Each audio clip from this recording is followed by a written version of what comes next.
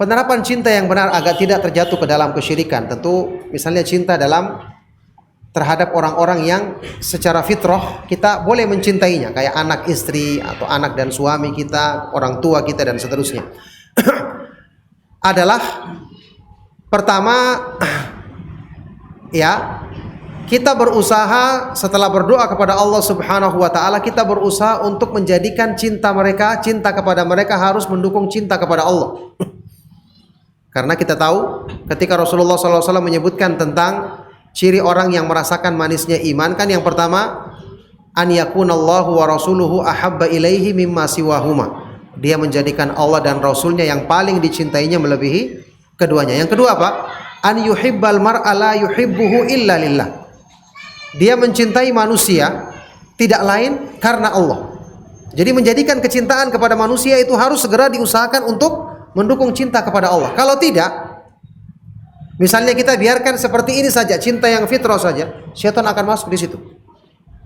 Justru menjadikan kecintaan kita kepada manusia, orang-orang yang dekat, nanti jadi musuh.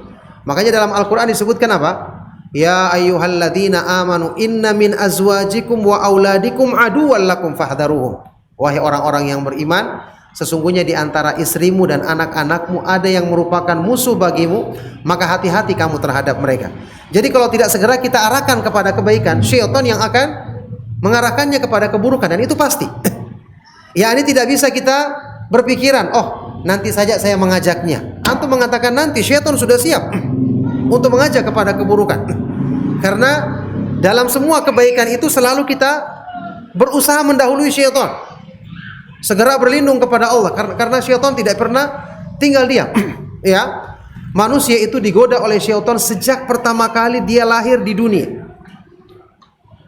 Dalam hadis riwayat Bukhari Muslim disebutkan, teriakannya bayi itu adalah godaan syaitan.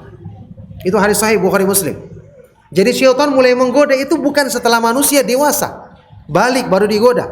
Tidak, sejak dia lahir dia sudah mulai menanamkan bibit-bibit agar dia mengikuti syaitan.